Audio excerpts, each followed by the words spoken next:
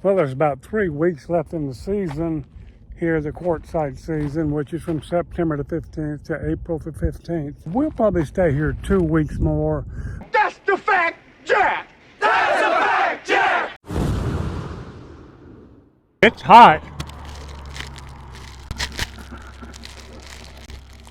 It's like real hot. It's about the hottest I've seen it in a long time in Quartzsite. I bought a popsicle as demonstration just a few minutes ago. It's already falling apart from the heat, and I'm not complaining. We're staying here. We're one of the last of the holdouts. It's thinned out quite a bit. It's a beautiful day. There's not a cloud in the sky, but it is hot. We're going to stay.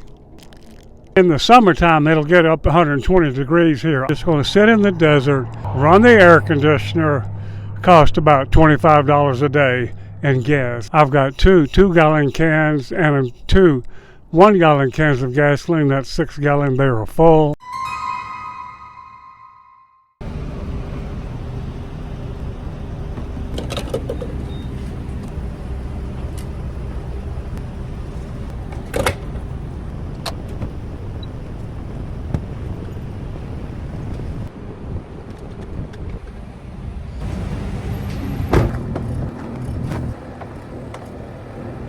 You can see here at Love's, it is $4.10 for 1 gallon of gas. Terribles, it's $4.16. Pilot, $4.10.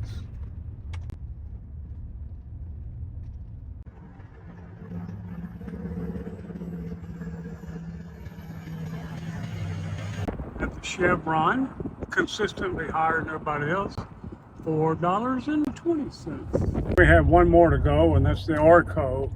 They are typically cheaper through the farm. You see the Orco here, $3.98 for 1 gallon of gas.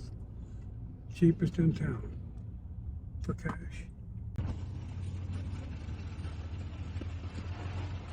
And the RV parks, full. Some of these RV parks, like Arizona Sun, $300 a month. Military discount, 10%, that's $270 a month. I see a row of empties back there. Vacant.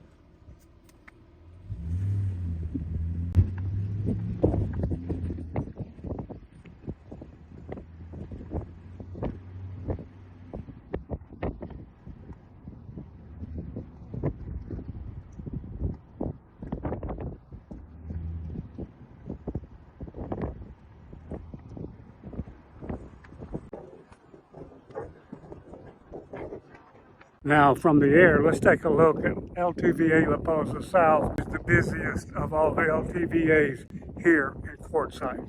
Yeah, typically all behind me, all out here.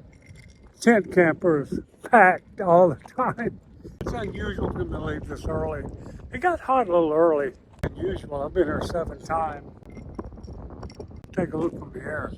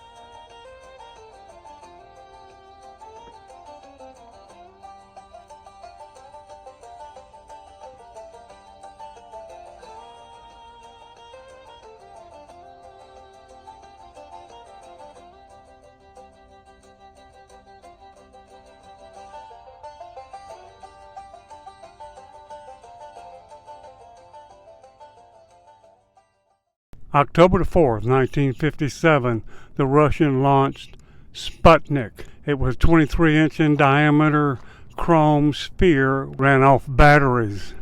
After 6 months and 1,400 revolutions, it ran out of battery and the orbit decayed and it burned up in the atmosphere. that launched the space race between the United States and Russia. And it also launched something else. It gave rise to solar panels. It simply wasn't feasible to launch a satellite and the batteries run out, and then the satellite was worthless. Billions of dollars, the satellite became worthless. There had to be some way to keep the batteries charged. Bell Laboratories came up with that way. And prior to that, in 1954, Bell Laboratories came out with the first solar panel at $300 per watt. That would make that 100-watt solar panel, the one standing over there, worth $30,000. What you're looking at right now would be valued at over $200,000. This has changed the way we live outdoors now. And then in the 1970s, the price went down. In the 1980s, the price dropped like 10% per year, and now you can get these fairly cheap. Compared to then, they're giving them away. That one standing up, that 100-watt solar panel, I paid $79 for it on Amazon. In 1954, that would have cost $30,000 in 1954 dollars. And the reason I bring this up, this one little solar panel right here, is that in this heat, you can run a fan off of that one little solar panel. All you need is a small charge controller, a small inverter, battery, and you are in business. You can get the whole setup probably all together with the battery, the solar charger, and everything.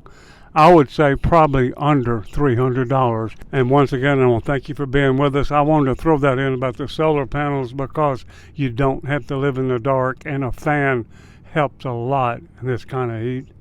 And you can see it's clearing out the pavilion over there. Typically, there's a lot of campers over there. None. We'll be getting out of here, going to Palisades State Park in about a week. That's where we do our camp host, and then we'll be moving our camp to Utah. So thank you very much. We appreciate you. As always, you take care and don't look back. You're not going that way. Thank you very much.